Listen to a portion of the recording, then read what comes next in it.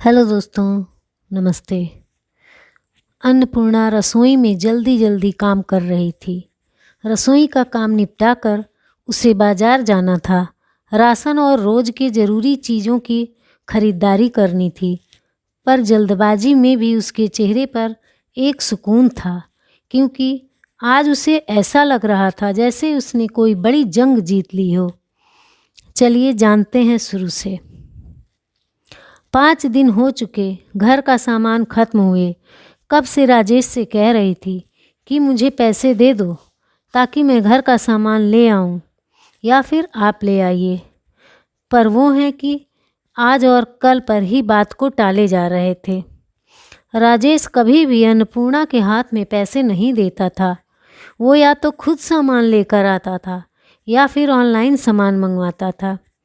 सामान सिर्फ इतना ही लाता था कि जो 1 महीने से ज़्यादा चले ही ना।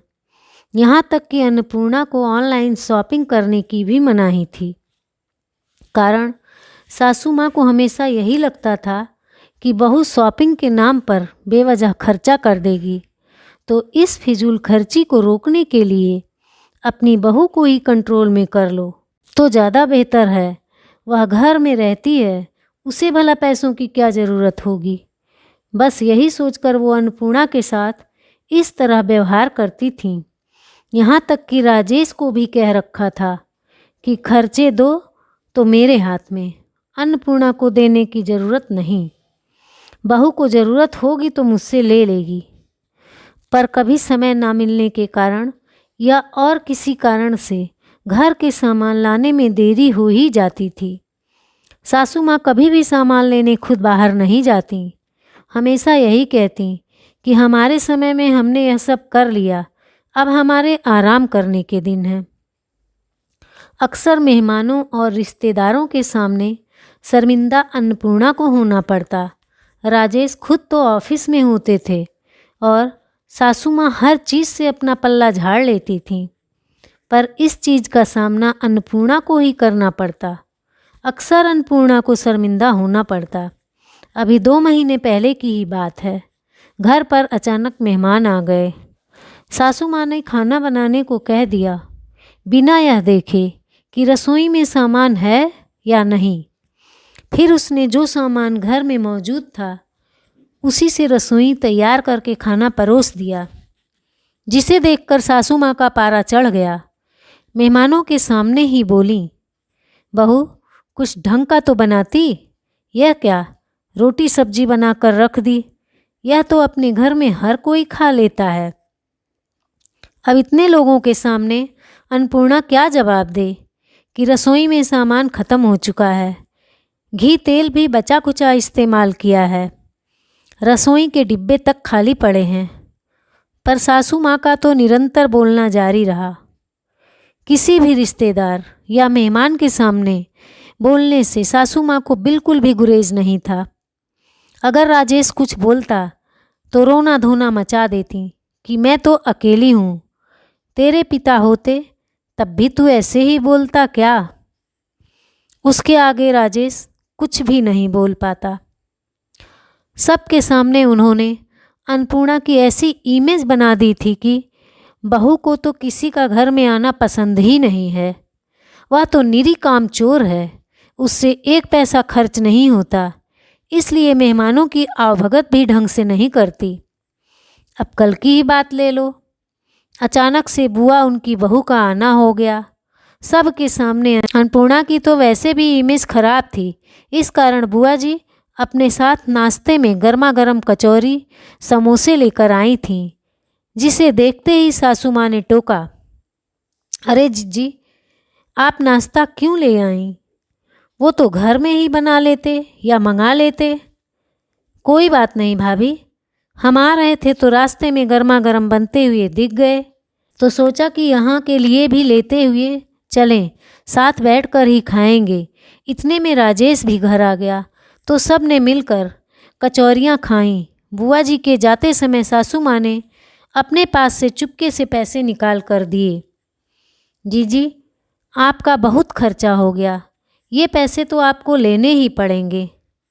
अरे रहने दे, तेरी बहू को अच्छा नहीं लगेगा, बुआ जी ने धीरे से कहा, मामी जी, आप अपनी बहू से इतना क्यों डरती हैं? अचानक बुआ जी की बहू ने कहा, अब क्या करूं, बहू की गृहस्थी जो ठहरी, जो इसका मन वही करेगी। बड़ों की तो सुनना नहीं है। मेरी गृहस्थी में तो लोगों को पकवान बनाकर खिलाती थी मैं, क्यों जिज्जी? ये बात कमरे के बाहर आती हुई अन्नपूर्णा के कानों में पहुंच गई, जिसे सुनते ही अन्नपूर्णा के तन बदन में आग सी लग गई। दोनों माँ बेटे उसके हाथ में एक पैसा नहीं रखते। घर का राशन पूरी तरह से अपने कंट्रोल में रख रखा है, और फिर उसके बावजूद दूसरों के सामने बुराई भी बहू की करनी है।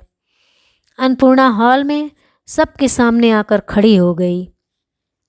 क्या कहा था आपने माँ जी? जरा फिर से तो कहिए।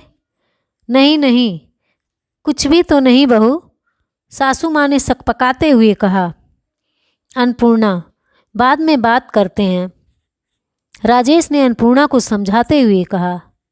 नहीं, जो बात करेंगे अभी करेंगे। अन्नपूर्णा, सबके सामने क्यों बात का बतंगड़ बना रही हो? राजेश थोड़ा बिगड़ते हुए बोले। जब मेरी इमेज सबके सामने ही खराब हो रही है तो सबके सामने ही बात क्यों ना करूं? कौन सी गृहस्थी की बात कर रही हैं माँ जी? अरे बहू, भाभी का ऐसा कोई मतलब नहीं था, बुआ जी ने बात संभालते हुए कहा। बुआ जी, मुझे आपसे कोई शिकायत नहीं है, क्योंकि आप जो देख रही हैं और आपको माँ जी जो दिखा रही हैं, आप तो उसे ही सच मानेंगी। पर आपकी भाभी क्या करती हैं वो भी तो सुन लीजिए। नाम सिर्फ बहू की गृहस्थी का है, पर कंट्रोल इनका खुद का है। मैं अपनी मर्जी से 1 रुपया नहीं खर्च कर सकती। करूं तो कैसे? 1 पैसा मेरे हाथ में रखा ही नहीं जाता। घर का राशन का सामान भी इतना ही मंगाया जाता है कि महीना पूरा होते होते वो भी ख़त्म हो जाता है। बहू पर तो इतना सा भी विश्वास नहीं, जैसे बहू सामान समेट कर अपने पीहर ले जाएगी। सामान लाएंगे तो राजेश जी ही लाएंगे, और इन्हें सामान लाने में देर सबेर हो ही जाती है। अब घर में सामान ही नहीं होता तो बहू कहाँ से खिलाएगी? फिर दूसरों के सामने बेइज्जत बहू को ही किया जाता है। अन्नपूर्णा, बस करो, शर्म नहीं आती अपने परिवार की इज्जत को उछालते हुए? सासू माँ ने कहा। बस मैं नहीं, बस आप कीजिए। आपके परिवार की इज्जत उछल रही है, वो आपको दिख रहा है, लेकिन बहू की तो कोई इज्जत ही नहीं होती है। बहू की इज्जत को तो फुटबॉल समझ रखा है, जिसे किसी के सामने उछाल दिया जाता है। या तो मुझे मेरी गृहस्थी मेरे तरीके से चलाने दीजिए, वरना संभालिए अपनी गृहस्थी को। मैं चली यहाँ से। 1 मिनट अन्नपूर्णा, अचानक बुआ जी ने कहा। राजेश, तुम पढ़े लिखे होकर ऐसी हरकत करते हो? क्या तुम्हारी पत्नी को खर्चे की ज़रूरत नहीं होती, जो तुम 1 पैसा उसके हाथ में नहीं रखते?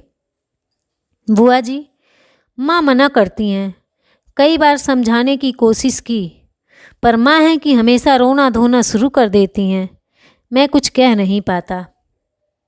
भाभी, आप अपनी बहू के साथ इस तरह का व्यवहार करती हो, क्या मिल जाता है आपको? बेचारा बनकर आपने अपनी गृहस्थी में सब कुछ किया, फिर बहू की गृहस्थी उसे क्यों नहीं जीने देती?